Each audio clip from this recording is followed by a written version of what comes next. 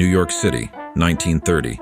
The height of Prohibition, a time when the streets were ruled by cold-blooded men built on violence and liquor. Behind every shadow in the city, there was a deal being made, or a bullet being loaded.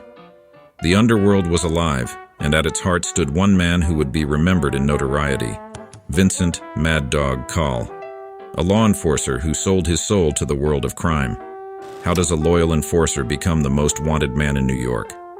What pushes someone to cross lines even the most hardened criminals won't dare? And what happens when the violent world that created him decides he's too dangerous to live? Born in Ireland and raised on the tough streets of New York, Vincent Coll's American dream turned dark early. Coll's early life was one of hardship. They say some men are born to violence, but for Coll, it seemed violence was born in him. He quickly earned a reputation: brutal, reckless, and fearless. The boy from the Bronx had no reservations about using his fists, or a gun. In a world where prohibition had turned criminals into kings, Coll found his first real home in the mob. And that's where the legend of Mad Dog Coll truly begins. His first mentor, Dutch Schultz, a ruthless crime boss, saw something in the young man, a fire that could be harnessed, an enforcer who would go to any lengths to get the job done. Schultz needed men like Colonel, men who didn't blink at the sight of blood, men who would put a bullet in a rival's head without a second thought. But Vincent Coll, he wasn't like the others. He wasn't just another hired gun. Something deeper burned in him, something far more dangerous. Schultz would soon learn that the boy he thought he could control was much more than just a weapon in his arsenal. He was a ticking time bomb. New York was a battleground in the early 1930s, with crime bosses constantly at war for territory and power. Dutch Schultz had carved out a bloody empire, running rackets and bootlegging operations across the city. With Coll at his side, Schultz believed he was untouchable. But power has its price, and loyalty in the criminal underworld is as fragile as glass. As Coll's ambition grew, so did his brutality. Soon he began defying Schultz, killing without orders, hungry for power. And that's when everything started to unravel. It wasn't long before Coll's ambition began to eclipse the orders he was given. He didn't just want to be a hired hand. No, Coll wanted more. And that thirst for power would set him on a collision course with everyone around him. The problem with men like Coll is that they don't know when to stop. As he began taking on hits without Schultz's approval, the cracks in their relationship became impossible to ignore. Coll wasn't just killing for money anymore. He was killing to make a statement. And soon enough, that statement would lead to betrayal. July 1931. What should have been another routine mob hit would instead turn into a nightmare that would seal Coll's fate in notoriety. Rival gang members had crossed Schultz one too many times, and Coll was sent to eliminate the threat. But something went terribly wrong that night. In the chaos of the gunfire, a 5-year-old boy was struck and killed by a stray bullet. An innocent life taken in the blink of an eye. This was different. A child's death was something even the most hardened criminals couldn't stomach. And in the brutal world of the mob, killing a kid wasn't just a mistake, it was a death sentence. Newspapers across the city bursted with anger.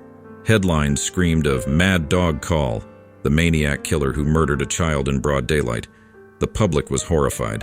The mob was enraged. And Schultz? He was furious. He knew Coll had become too much of a liability.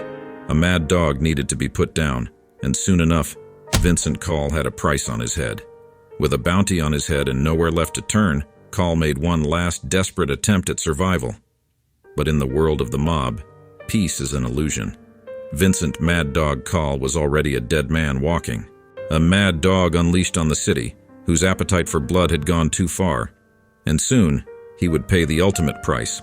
Vincent Mad Dog Coll was a marked man. His descent from feared enforcer to reckless outcast had begun, and the city that once shivered under his name now watched as his world began to collapse. With the public turning against him, the cops were on high alert. But for Coll, the real danger didn't come from the law. It came from the shadows. Dutch Schultz, the man who once used Coll as his personal weapon, now had no choice but to cut ties. A mad dog on the loose was bad for business, and Schultz knew that if he didn't deal with Coll, someone else would. Schultz wasn't the only one gunning for Coll. Rival mob bosses, disgusted by the attention his reckless violence brought, saw an opportunity to wipe him off the map. Bounties were whispered in smoky back rooms. $50,000 for Coll's head, dead or alive. In a city crawling with killers, every man with a gun suddenly had a reason to find him. But Coll wasn't going down without a fight. Despite the mounting pressure, he refused to lay low. Instead, he did what he knew best. He went on the attack. The streets of New York became his battleground as he launched a violent campaign against Schultz and anyone who dared stand in his way. It was an all-out war, and Vincent Coll had nothing left to lose. Coll's first target? Dutch Schultz's inner circle. He hunted down Schultz's men with ruthless efficiency, using the only tactics he understood: fear and violence. One by one, they fell, gunned down in alleyways, ambushed on the streets, their bodies left as warnings to anyone who crossed him. It wasn't just about survival for Coll anymore. It was about revenge. But for all his brutality, Coll was running out of options. The more bodies he left in his wake, the more enemies he made. Soon he found himself alone, his allies abandoning him out of fear that they'd be next on his hit list. The Mad Dog was cornered, and everyone knew it. The city itself seemed to turn against him. December 1931. Coll had been on the run for months, but the pressure was closing in fast. He couldn't trust anyone. Even his most loyal men had either been killed or disappeared, and those still with him were starting to question his sanity. Paranoia had taken hold of Coll's mind. He moved constantly, never staying in one place for long, always looking over his shoulder, expecting the worst. His paranoia wasn't misplaced. The police, frustrated by Coll's constant evasion, were working day and night to track him down. But Coll was clever. He knew the streets better than they did. Every time they got close, he slipped through their fingers, disappearing into the underbelly of the city. But his luck was running out, and then he decided to make it worse. In a desperate bid to gain leverage, Coll orchestrated the kidnapping of Joseph Jr. Rao, the son of a powerful mobster associated with Schultz. It was a bold move, one that could have ended in a massive ransom payout or a bloody negotiation. But like everything else in Coll's life, it spiraled out of control. The kidnapping turned the entire New York underworld against him. Even those who hadn't been involved in the feud between Coll and Schultz now had reason to see Coll dead. Rao's father put out an even larger bounty, one that no hitman in the city could ignore. The heat was unbearable, and Coll knew he had made a fatal mistake. He was no longer just fighting for revenge, he was fighting to survive. February 1932. Coll, now a man with nothing left but his desperation, sought refuge in a drugstore in Harlem. It was supposed to be a safe meeting, a chance to discuss a truce with a corrupt police officer who could offer protection in exchange for cash. Coll believed he was buying himself some time, maybe even a way out. He was wrong. The drugstore was quiet that night, the kind of stillness that hides danger just beneath the surface. Coll sat in the back, nervously glancing at the door, waiting for his contact. But outside, unseen by Coll, a car pulled up. Inside it sat 5 men, professional killers sent to end this game once and for all. They moved quickly, stepping into the drugstore with silent determination. Coll didn't have time to react.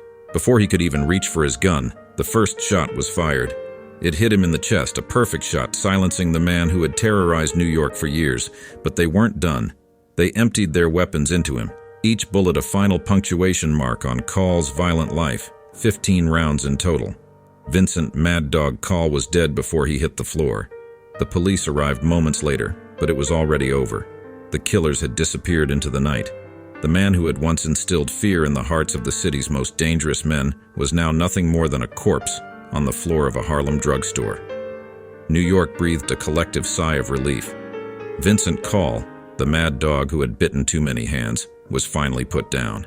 But the damage he had done to the city, to the families of his victims, would linger like a shadow for years to come.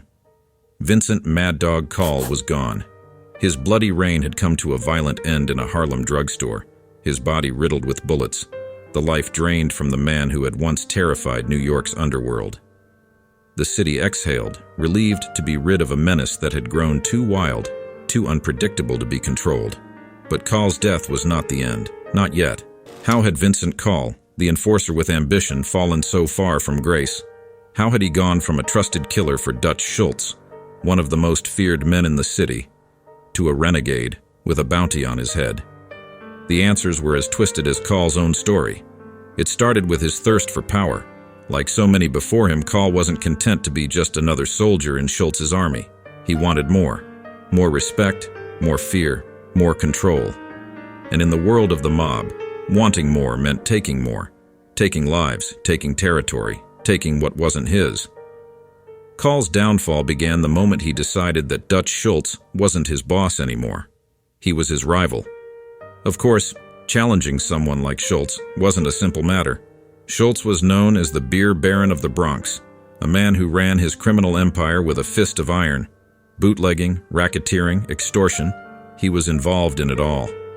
And yet Coll believed he could take it from him. What Coll didn't realize was that Schultz wasn't just another gangster. He was as ruthless and cunning as they came, and he didn't take betrayal lightly. When Coll broke away from Schultz's operation, it was more than a power struggle. It was a war that Coll believed he could win with bullets and bloodshed by sheer force of terror. But Schultz? He had an army behind him, connections that ran deep into the fabric of New York. Coll, on the other hand, was a man without a leash, and his unpredictability made him a threat to everyone. And in a world where control was everything, that made Coll a dead man walking. By 1931, Vincent Coll's war with Schultz had spiraled out of control. The city was awash with violence, bodies piling up on both sides. Coll's gang was small, his resources stretched thin, but what he lacked in manpower, he made up for with brutality. Each hit was more ruthless than the last. The streets of New York ran red with blood, and yet for Coll, it wasn't enough. He wanted Schultz himself. In the fall of 1931, Coll made his most audacious move yet. He targeted Schultz directly. Coll sent his men to ambush Schultz's top lieutenant, Joey Rao, a trusted confidant and key figure in Schultz's operations. But the hit didn't go as planned. Instead of eliminating Rao, Coll's men botched the job. And in the chaos of the gunfire, they struck something far worse. A 5-year-old boy named Michael Vengali, caught in the crossfire, was killed. His hands, already stained with blood, now carried the weight of something even deadlier, the murder of a child. And in the brutal underworld of the 1930s, that was unforgivable. The papers branded him Mad Dog, a fitting title for a man who had lost all control. His image was plastered across front pages, his name spat with venom from the mouths of everyone in the underworld. For the first time in his life, Vincent Coll was truly alone. And with the death of that child, the clock had started ticking. Coll's days were numbered. Schultz wanted Coll's head, but he wasn't the only one. Rival mobsters who had watched from the sidelines as Coll tore through the city now saw an opportunity to eliminate a dangerous wildcard. The police, too, intensified their efforts. Vincent Coll wasn't just a criminal anymore. He was public enemy number one. The manhunt was relentless. Coll believed he could still come out on top. He kept moving, never staying in one place for long, always one step ahead of his enemies. But paranoia had set in. He trusted no one, not even the few men still loyal to him. His mind, once sharp and calculating, was unraveling under the pressure of constant fear. And yet, despite the walls closing in around him, Coll refused to give up. In February 1932, he made one final gamble, a desperate attempt to broker peace. He reached out to Oni Madden, a powerful mobster with deep ties to the underworld, offering a truce in exchange for protection. Madden agreed to meet, but Coll's enemies had already set their trap. February 8, 1932. Coll entered a phone booth at a drugstore on 23rd Street in Harlem, believing he was about to make the deal that would save his life. Outside, 5 hitmen were waiting.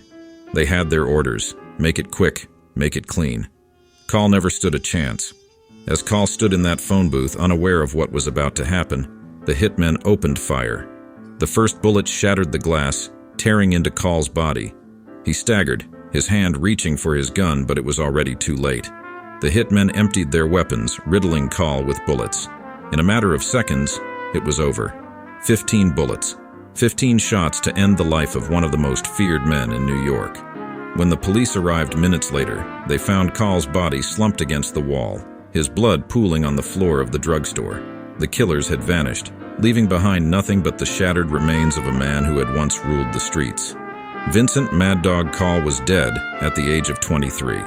His death, like his life, was violent, chaotic, and inevitable.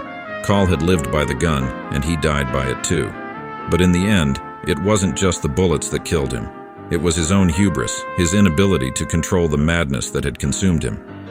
Vincent Coll believed he could carve out his own empire through fear and bloodshed. But in the world of organized crime, there are no lone wolves, only those who rise with the power of others and those who are destroyed when they turn against them. Coll had turned against everyone, and in the end, everyone turned against him. Mad Dog Coll was a monster of his own making, but monsters, they don't last long. In the streets of New York, they were always hungry for the next to fall.